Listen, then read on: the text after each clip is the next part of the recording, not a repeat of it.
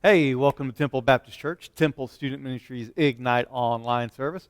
We're excited that you have decided to check in with us today. Look, we're going to be continuing in our belief series. What can you believe? There's a lot of things that will be confronted with on a daily basis and in your life. And a lot of people will tell you, you need to believe this, you need to believe that. And the whole idea is that this year we're going to go to the Bible and see what the Bible has to say. What can we trust? The Bible has a lot to say about that. And in fact, in John 20:31, it says that these things are written so that you may believe. So the Bible is written with the intention of you knowing and me knowing what it is that we should believe, could believe, and just what is most beneficial for us to believe.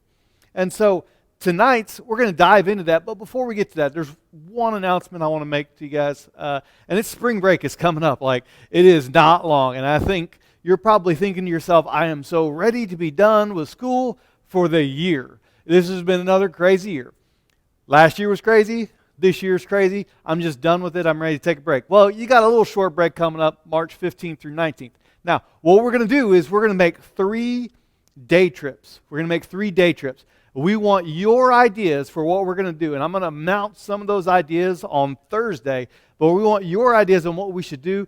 Some of the stuff that I've heard from you guys is potentially hiking trip, maybe go bowling, maybe go mini golf or top golf, something like that. Some ideas along those lines. But we want to get some more ideas from you, and we're going to take a few day trips, 3 day trips, and we're just going to have some fun. You can check in on the days you want to check in. You can stay at home on the days that you need to stay home, practice. Your coach makes you do something like that, whatever. But we'd love to have you come in with us. And spring break for you is March 15, 16, 17, 18, and 19. That's 5 straight days without school when you would otherwise be in school. So we're excited about that, and we're going to do some fun stuff together. Now, with that being said, tonight we're going to be talking about this idea of, did God create? Can we believe that God creates? And when God did create, what did He actually create? Well, the big idea for tonight is that God created you. God created you. He created me. He created everybody that you'll ever encounter. It is a direct creation of God. And not only are we a creation of God, but everything that you see in nature is a creation of God. And so there's a quick video I want to show you guys, and I'll let you go ahead and watch this, and then we'll jump into kind of an understanding of what we're going to be diving into. And so this video, I'm going to let it play on the screen here for you, and as you watch this, I want you to think of a couple of things. Like, what is our purpose in life, and how did this guy answer that purpose in life? So I'm going to turn it over to the video, and we'll watch that for a few seconds, and we'll jump back into the text.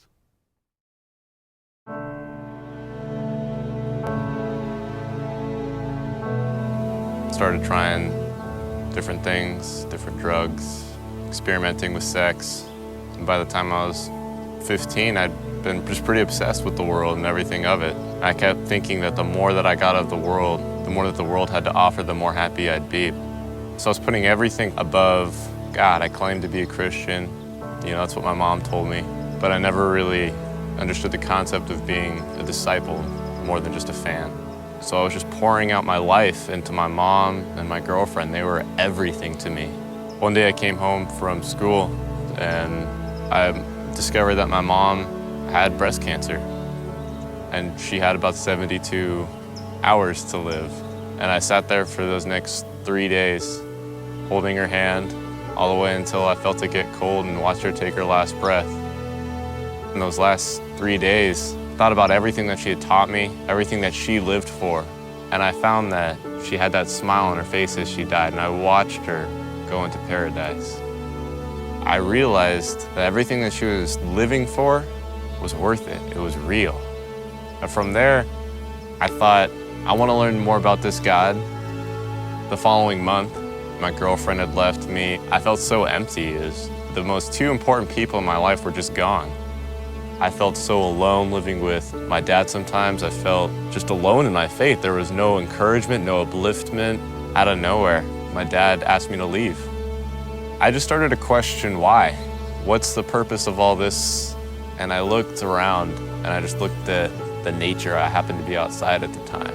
And I looked at this tree and I thought, wow, I never actually thought about the complexity of it. This tree just popped up out of the ground and just formed this huge structure. It's got life in it. That tree was made by God, and that tree's got a purpose. I thought, how much more valuable am I to God than just a simple tree? So I thought, I got a purpose too. And God didn't put me all through this for nothing. I found that the one purpose that we have in this world is to love God, be loved by God. So now I can take that love that God showed me, show it to other people. By doing that, He takes everything that was bad in my life, all the experiences that I have, and I can take the love that I now have, I can take those experiences, share it with other people that can relate to them, use it as an encouragement for them. Like, that's purpose, that's what counts. One of my youth leaders was just talking with his business partner about my situation, just for casual talk, and his business partner never met me before, just offered to let me live with him. It was so relieving to live in a house finally that God provided of like-minded people with a heart to serve God, and I get along great with these people. It doesn't just happen. That's God. Oh my gosh, that was a good video. Love to hear what that guy had to say. It's a great video. Kind of just some of the stuff that he was talking about there. His big ideas, purpose, and like you look at life and why are we here? Why is anything here at all? And you know, you can try to find purpose in some things. You can try to find purpose in a relationship with another person. You can try to find purpose in what you do for a living, your work. You can try to find purpose in, you know, the possessions that you have or the possessions that you don't have. You can find, you know, purpose in your relationships with other people in so many different ways. But ultimately, what we saw in the video is that this guy found purpose in his relationship with God. That was the thing that made everything else better, was that he understood that he had purpose from God. And tonight we want to spend some time in Genesis chapter 1, and we're going to find that why we have purpose is because God created you. We have purpose because God created you. We're not all just some random accident that, chance, a throw of the cosmic dice or anything like that. We're actually on purpose for a purpose. And the way that we know that is because there's a God, and it's very clearly in Genesis 1 explains that there's a God who's a personal God, an intelligent, powerful God, a creative God who wants to know you. And so let's look at what Genesis chapter 1, verse 1 says. And there's so many things that you can find in this passage of Scripture, but the Bible starts with this one right here. In the beginning, God created the heavens and the earth.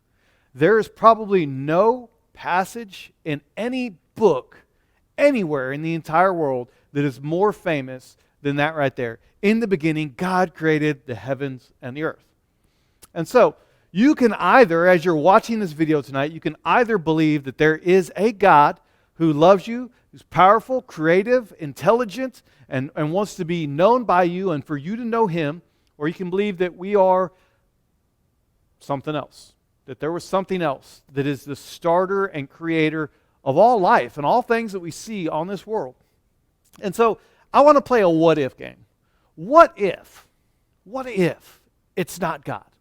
Like if you're watching this video tonight, I'm sure that you're probably somewhere in the line with me where you think that there is a God. But let's play the what-if game. What if there is no God at all? Well, the predominant worldview, the predominant answer for how life started, if you don't believe in God, is that evolution happens. Just by a series of all these chance events, all these random things over a really long time period, we have life as it exists today. That's what they believe with evolution. Randomness over a long period of time is life. And so you can kind of think of that, but then there's some problems that come along with that, and then there's some other people that come up with random and inventive ways to answer some of the problems that come along with, evolution and microevolution versus macroevolution. And I got to be honest, this is one of those ones that kind of throws me off. The guy that discovered DNA, the structure of DNA, the helix of DNA, the guy that discovered that and won a Nobel Peace Prize for it. Like, that comes with straight cash money, Holmes. He got all this money for doing that. He had all of his career validated by discovering one thing. He had all of his peers look at his work and were like, man, You are awesome for discovering that. Super intelligent guy. I mean, just a guy that's well known. His answer to some of the difficulties of evolution is that aliens came and seeded the planet. Francis Crick, the guy that got a DNA, found the DNA structure, got a Nobel Peace Prize for that. His answer to some of the difficulties of Darwin's theory of evolution is that aliens came and seeded our planet here on Earth. Still doesn't answer the question where life came from to begin with, because those aliens came from somewhere. They had their start somewhere. So he just doesn't even answer how life started all the way around. He just says life started here because aliens came. And it just doesn't make a whole lot of sense to me. So I think it really comes down to one of two things. You either believe that we're random chance, or you believe that there was a God who made things on purpose for a purpose. And so let me give you a couple of examples to kind of help you understand what happens if you choose to believe that evolution without God acting at all in that. If you believe that evolution, there's some of the odds that go along with believing that. Now, if you were to take 10 pennies out of a bucket, just in random order, and the goal was to pick up penny 1, penny 2, penny 3, penny 4, penny 5, penny 6, penny 7, penny 8, penny 9, and penny 10, all in order. They're labeled 1 through 10, and then you pick up every single penny in order and just do it right on the first time. You know, the chances of doing that are literally 1 in 3.6 million. 1 in 3.6 million. That's your chances of getting all those right in order just one time. And that sounds like pretty crazy. That's a lot. But let me give you another example of just how hard and how difficult it is for evolution to just randomly happen by chance. I mean, it's a simple thing to pick 10 pennies out and do it in order. But when you start thinking about it, the monumental odds of having something simple like that happen are just astronomical. 3.6 million. Only 1 in 3.6 million. Well, let me make it a little bit more difficult, because life is not a simple thing. Life is a lot more difficult. Life is exceptionally difficult. Life is exceptionally complex. It's not even, like if you take a simple, single-celled organism, just one thing, and you were to compare that in complexity, like how difficult it would be to make that, it's more complex than this Apple Watch that I have on my wrist. Like, it is more complex than this Apple Watch that I have on my wrist. All of the amazing scientists, the greatest thinkers in the world, and all these people that try to replicate, life happening, are unable to do it, and they're intentionally trying to do it. And so what are the odds of life just randomly happening? Not intelligent scientists all over the world through all time trying to create life. Like, what is the possibility that a random, single-celled organism could actually come to life? Just by random possibility. Well, the odds of that are, in a technical way, it's called 10 to the 340 millionth power. 10 to the 340 millionth power. So that means one chance in a number that's so big we don't actually have a word for it. And 1 with 340 millionth power, that's the chance of life. Now, what you'll see on the screen here is 25,000 zeros. So you'll see that I took a single page of paper, and that's 8.5 by 11. I made the margins real small. I made the margins 1/2 inch. Top, bottom, left, right. And then I put the smallest font that was available. Like, it's just a normal font, and then I made the size of that font 5. You normally write in size 12 font. This is written in size 5 font. Now, on that page are 25,000 zeros. 25,000 zeros. Now, 10 to the 340th million power means that that's a 1 with 340 million zeros following it. A 1 with 340 million zeros following it. Now, what you see on the screen is 25,000 zeros. 25,000 zeros. And so how many pages would it take to actually get to 340 million zeros. Surprisingly, it takes 13,600 pages of just zeros to get to that point. And so I don't know if you've ever been to like Office Max or something like that. You get these packages of paper, and in each package of paper, they call it a ream, there's 500 pieces of paper. And so you would have to get 28 reams of paper just to write the number 1 in 340 million. 1 with 340 million zeros. It takes 13,600 pages, 28 reams of paper. And yet, the odds of life existing, 1 with 340 million zeros following it. 13,600 pages it would take to just write out the number that would create the odds for life to exist. And so, for me, it's harder to believe that there's chance that created everything. And it's easier to believe that there actually is a God who actually spoke things into existence. We're not the result of a random accident. We're the result of an intelligent, powerful, wise, loving, personal God speaking things into existence. That just seems to me a little bit easier to believe than a number with 340 million zeros following it. And so there's this idea in Genesis 1 that there is a God who created everything. And what is it that he actually created? Well, we're going to see in Genesis 1, verse 3, 6, 9, 11, 14, 20, and 24, you're going to see what it is that he actually created. And so in Genesis chapter 1, verse 3, it says, "Then God said, 'Let there be light.' And there was light." So God created light. Well, in the next one, it says in Genesis 1:6, "Then God said, 'Let there be an expanse between the waters, separating water from water.'" And so God created light. God created the expanse in between the waters. In verse 9, it says, "Then God said, 'Let the water under the sky be gathered into one place, and let there be dry land appear.' And it was so." And in the next verse, it says in verse 11, "Then God said, 'Let the earth produce vegetation.'" So you start seeing this form taking shape. God makes the form, and then he puts things in that form. "Let the earth produce vegetation, seed-bearing plants, and fruit trees on the earth, bearing fruit with seed in them according to their kinds." And it was so.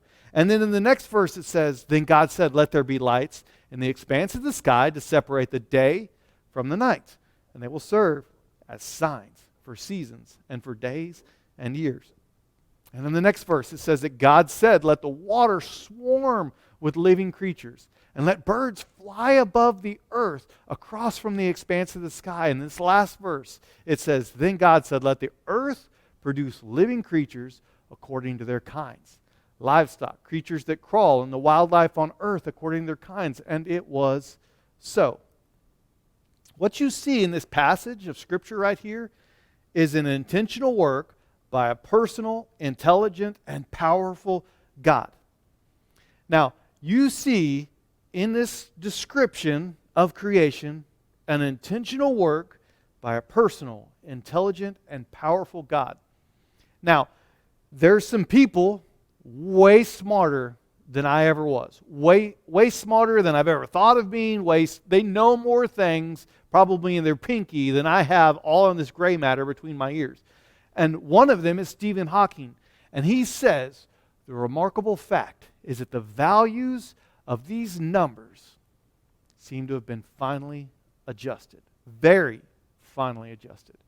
So there's these things that are in play that just seem to be finely adjusted for life to happen.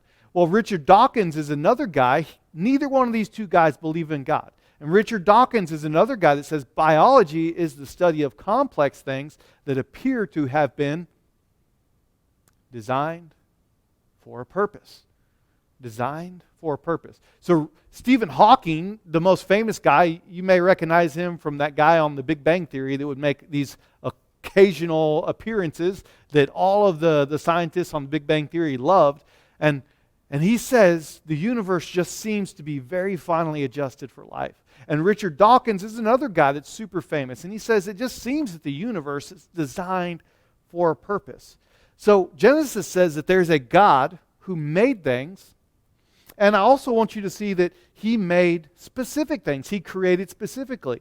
And so if there's a God, there is a designer. If there's design, there's a designer. God made things in an orderly, intelligent way. There are too many things that are coincidental for it to be a coincidence. There's too much design for there not to be a designer. And this may sound good when you start thinking there's something called the science of fine-tuning. I didn't come up with it, but there's all these numbers that are in place that have to exist and exist in this way for life to happen. And this may sound good, but does science back it up?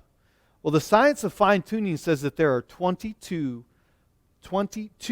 things, bare minimum, that have to be in place for life to exist as we know it on earth. I didn't come up with this, and in fact, it was people that didn't believe in God that came up with this idea of the fact that there's 22 things that have to be in place in the exact way that they're in place for life to exist. And this is what they had to say. And I will tell you, even Stephen Hawking agrees to this. He said that there is a fine-tuned universe. Stephen Hawking agrees to this. And some of those things that have to be in place is gravity. I'm standing here, and I am attached by gravity to the stage that's below me. And as you're watching this, you might be attached to the couch that is beneath you by gravity. And so gravity has to be just right for life to exist. And how is that the case? Well, if there's too little gravity, there's nothing to hold the atmosphere in place. And if there's no atmosphere, there's no life. If gravity is too heavy, you and I and almost everything on the earth could be crushed. And so gravity is fine-tuned for life to exist here on this earth. And another thing, oxygen is another one of those fine-tuned things. And you ever wonder, the stuff that you breathe out as a part of living is called carbon dioxide. That's the very thing that trees need to live. And the very things that trees kind of push out of their structures just in the process of living is called just oxygen. It's the very thing that we need to live. So we live because trees live. Trees live because we live. Now, there's a number of oxygen in the atmosphere, and it's 21%. 21%. Now, that number, 21%, just seems to be finely tuned for life to exist, for you to exist, for me to exist. Too much oxygen, if it gets too much above 21%, if there's too much of it, what happens when you light a match? It catches on fire and it consumes oxygen. Well, too much oxygen, and oxygen's combustible, the world catches on fire. And if there's too little oxygen, you can't breathe, I can't breathe, and we die. There's no life. There's a fire if there's too much oxygen, and no life. If there's too little oxygen, there's not enough for us to breathe, you die and I die. So too much, too little, we're dead. Has to be in the case with gravity, has to be the case with oxygen. But how about this? We live on the third planet from the sun.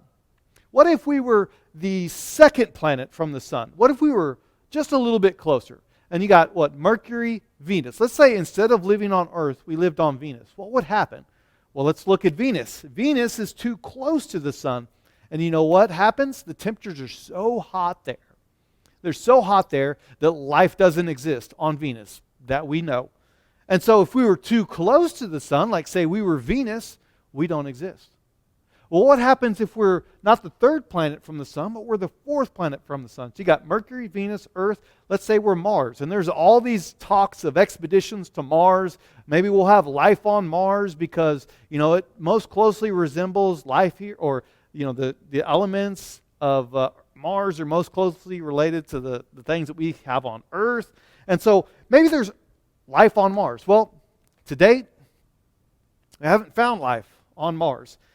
And even the times that we think we may have found life on Mars, it was probably just contaminated from stuff that came here to Earth. And so there's no life on Mars, and the reason that there's no life on Mars is because they're too far from the sun.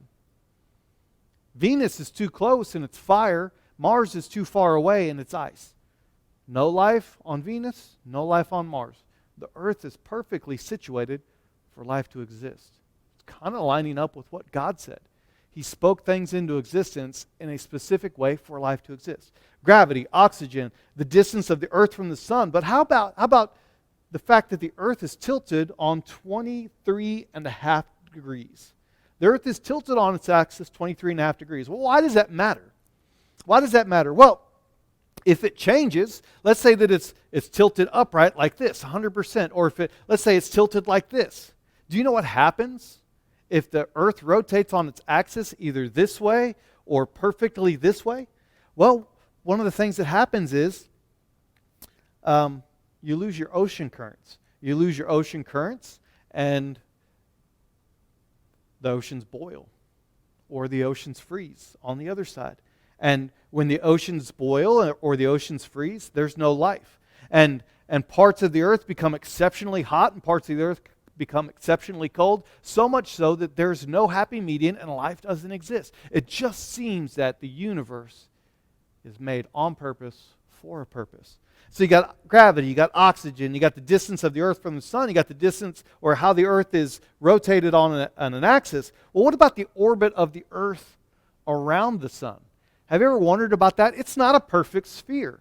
It's not a perfectly round rotation around the sun. It's actually oblong, right? Why does it matter that the earth is oblong?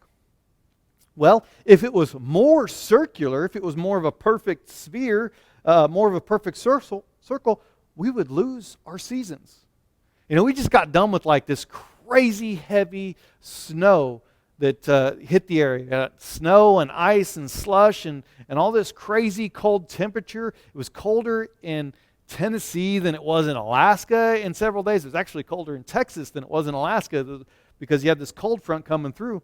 And so what would happen if the Earth's orbit was, more circular than it is? Well, you would lose your seasons. It could potentially be summer all the time, which sounds good until you start baking on the earth and there's no life anymore. Or it could be winter all the time, which sounds good because we like the snow until you think that we may actually be frozen and life doesn't exist. If it was more oblong instead of less perfectly circle, if it was more oblong like this, the earth wouldn't rotate around the sun. It would rocket off into space. And so it just seems that it's not a perfect sphere and it's not oblong. It's just like this because it's that way on purpose, and it has to be that way for life to exist. So gravity, oxygen, the distance of the earth from the sun, the tilt of the earth on its axis, the rotation of the earth around the sun. But how about, you ever wonder why there's 24 hours a day instead of 23 or instead of 25? Why does that matter? Why does it matter that the earth rotates on its axis and one day is 24 hours? Well, if the earth rotated too quickly, gravity wouldn't be strong enough to hold the atmosphere in place. If there's no atmosphere, there's no oxygen. If there's no oxygen, there's no life. And so 24 hours a day is just right, because let's say it was 30 hours a day. Or let's say instead of 24, it was 20 hours a day. And 20 hours a day just rotates too fast, and all the atmosphere rockets off the earth. And there's no life. Well, let's say that it's too long. Let's say that it rotates too long. And instead of taking 24 hours, let's say it took 30 hours or 40 hours. And if it does that, what happens is one side of the earth that's exposed to the sun bakes. All of the water evaporates. And the opposite side of the earth that's not connected to or not facing the sun freezes. And so you have no life because it's too hot on the side facing the earth or facing the sun, and it's too cold on the side that's not. So there's gravity, oxygen, sun, axis, the orbit, the rotation, and there are even more things than that just seem to be in place for life to exist as we know it. And so God created. And God is an intelligent, personal, powerful God who wants to be known by you and for you to know him. And what was it that God created? What was the most important thing in creation that he made? Well, the most important thing in creation that he made is you. And we know this because in Genesis chapter 1, verses 26 and 27, it says, "Then God said," after days 1 through 6, when he had finished making the form and filling that form with creation, the last thing that God does before he rests, he says, "Let us make man in our image, according to our likeness. They rule the fish of the sea, the birds of the sky, the livestock, the whole earth, and the creatures that crawl on the earth." And so God created man in his own image. He created him in the image of God. He created them male and female.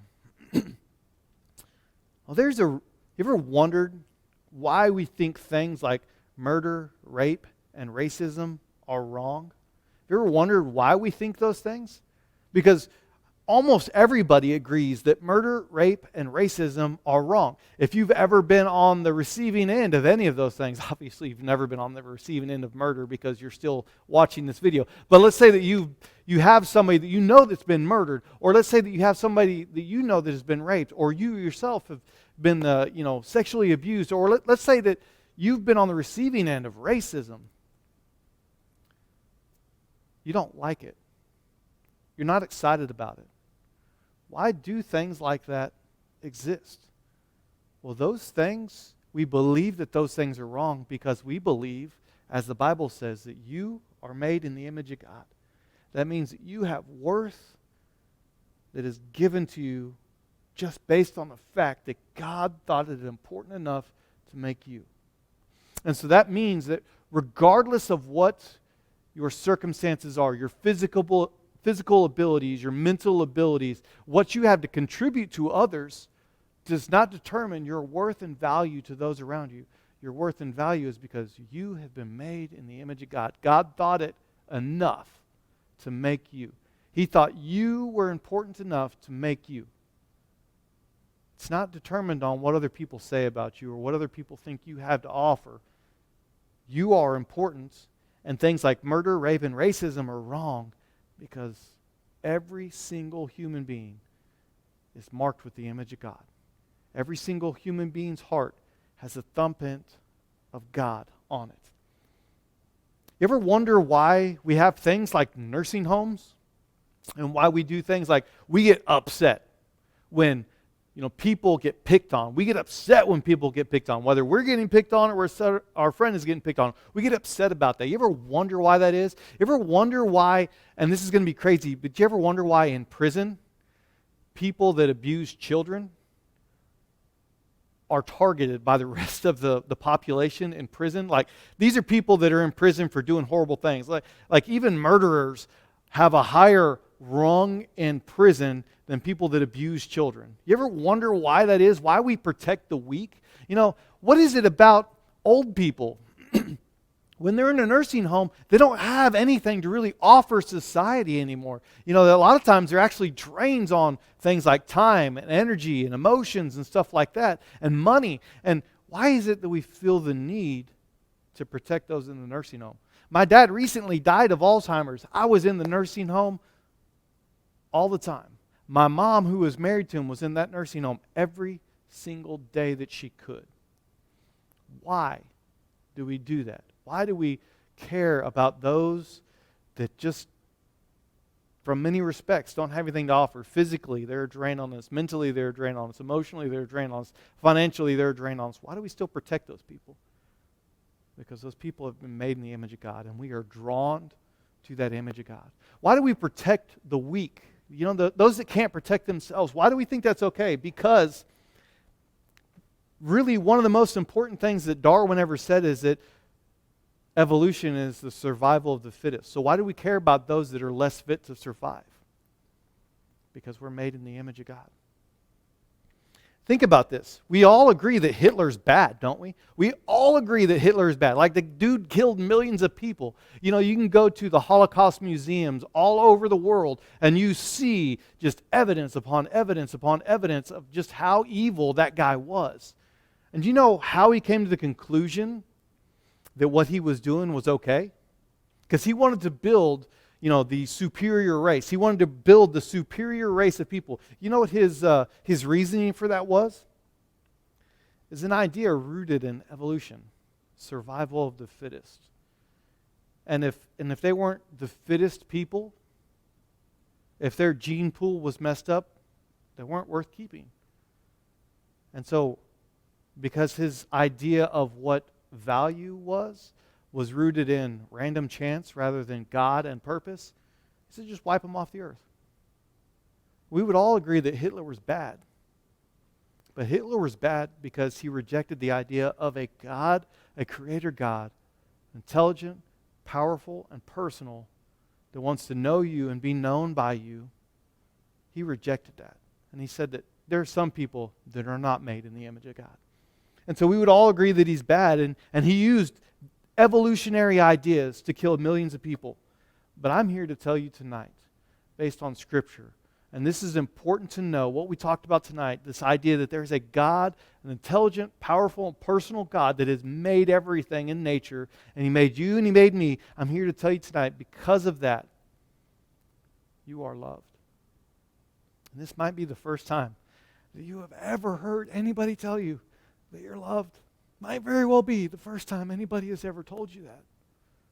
And this might be the first time in your life that you're hearing those words and thinking to yourself, maybe I do have worth and value. Maybe I'm more valuable than what I can produce. Maybe I'm more valuable not because I'm successful on my sport team, or because I play an instrument well, or because I do well in the classroom, or because I make people laugh, or because I have friends, or because I get likes on Instagram. Maybe I'm just valuable because there was a God who saw fit to make me. And you're hearing tonight for the first time that there's a God who loves you, a God that thinks that you're valuable. There's a God that thinks that even more than that, you have purpose. And you were not an accident. You were made on purpose, for a purpose. And you were made on purpose, for a purpose, and that purpose is to glorify God. And it wasn't an accident that you were made, because there's something in the way that you were made, something in your imperfections, that just God said, man, this is good because this will bring glory and honor to me. God says your imperfections will bring glory and honor to Him. And maybe you're hearing that tonight and you're like, but I look in the mirror and I just don't like what I see. Or I look in the mirror and I'm not as pretty as that person, or as handsome as that guy. I'm not as strong as her. And I don't wear the jeans that everybody else wears. I don't have the finances that are available to be able to do that. And you think, I don't have worth and I don't have value. But I'm here to tell you tonight, because there's a God who saw fit to make you. You are loved. You are valuable. You have worth. You're not an accident. And you have purpose. And that's the way the Bible starts. And this is the first couple page of a book that actually has thousands of pages after it. Like, there are 1,000 pages that come after Genesis 1 and Genesis chapter 2. 1,000 pages come after that. But the Bible is intentional to start with you understanding and knowing that there is a God who loves you and you are made in His image. And so, as you're hearing this tonight, I want to take a minute to pray. And I want to say thanks to the God that actually has seen fit to make us. So if you feel comfortable, bow your head with me today. God, we love you and we thank you that you're a God that has created. You're a creative God, and we draw all kinds of goodness and pleasure and from beauty in nature. Well, you know, people that play an instrument well or sing well, we take great pleasure from that. People that make art, we take great pleasure from that. Maybe we derive great pleasure from making things ourselves. And the reason that is because you're a creative God, and we're made in your image. And God, we have worth and value, not because of what we can produce for other people, but just because you have made us. And so, God, I ask that you would, for those that are listening to this tonight, just don't see their worth and value. Maybe they're contemplating suicide because they don't see that they provide any benefit to those around them and that the world wouldn't care if they're here. Let those people tonight hear that you think they're valuable and they have worth and that they are loved and that they have purpose and they're not an accident. Let those people hear that you love them, God. And God, we thank you that you're a creative God and that you're a God that even though you can make all of the world, you took the time to make us. And we thank you for that. So God, as a response of thankfulness for what you've already done, we say we love you and we give all that we are to all that you are. And it's in your name we pray. Amen. Hey guys, like seriously, there's a God that loves you. And if this is the first time you've heard that, or maybe you have some more questions about that particular thing, contact me. I would love to have a minute to meet with you. I'll take you out to lunch. I will buy you coffee, whatever it is that you want. You have my time as long as you let me know. You can get in touch with me at Temple Baptist Church, 615-672-5339. You can get me on Instagram. You can get me on Facebook. You can get me on Twitter. You can get me through email, jason@templetoday.com. Just whatever it is, get in touch with me. I would love to sit down with you and just tell you how much God loves you because he made you. Guys, as I always say, I love you. Peace out.